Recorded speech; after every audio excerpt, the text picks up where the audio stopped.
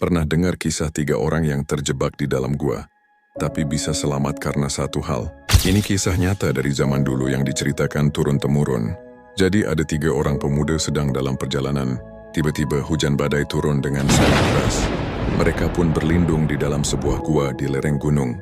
Tapi saat mereka di dalam, sebuah batu raksasa longsor dan menutup rapat mulut gua. Gelap total, mereka nggak bisa keluar. Panik, putus asa. Mereka mencoba mendorong batu itu sekuat tenaga. Tapi batu itu nggak bergeser sedikit pun. Kita semua pasti pernah berbuat kebaikan, katanya. Gimana kalau kita berdoa kepada Tuhan dan menceritakan amal baik paling tulus yang pernah kita lakukan? Dengan harapan Tuhan akan menolong kita. Yang lain setuju.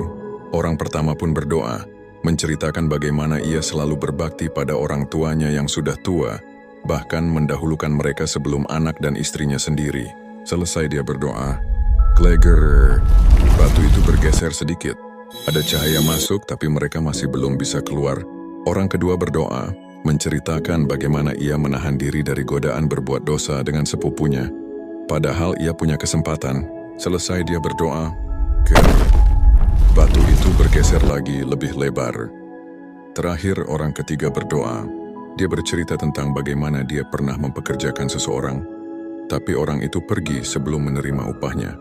Bertahun-tahun kemudian orang itu kembali, si pemuda ini. Bukannya hanya memberikan upah aslinya, tapi ia memberikan semua hasil dari upah yang sudah ia kembangkan menjadi ternak yang banyak. Ikhlas tanpa pamrih. Dan begitu ia selesai berdoa, prakeka. Dengan izin Allah, batu itu bergeser sepenuhnya membuka jalan keluar. Mereka bertiga pun selamat.